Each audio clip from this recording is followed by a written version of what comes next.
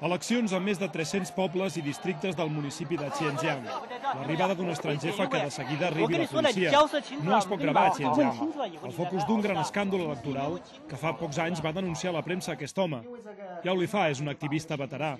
Va ser un dels primers candidats independents de la dèbil democràcia de base xinesa, creada als anys 80, i la policia l'ha detingut diverses vegades.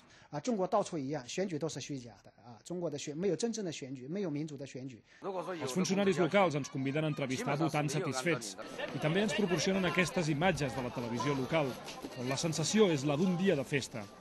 Però en molts pobles de la zona, la llista de queixes és llarga. A Yanning, les meses electorals han tancat quan només s'havien rebut una cinquantena de vots i centenars de veïns s'han quedat sense votar. A Kunming, aquests veïns es queixen de com s'han format els comitès electorals, encarregats d'imprimir els noms dels principals candidats. Aquesta porta metàl·lica és el límit per acostar-se i veure de prop unes eleccions locals que el govern d'aquí assegura que són del tot netes i transparents, però que tot i això han suposat per a aquest corresponsal seguiment i vigilància policial durant els 2 dies d'estada en aquesta ciutat. Sergi Vicente, TV3, Xinjiang.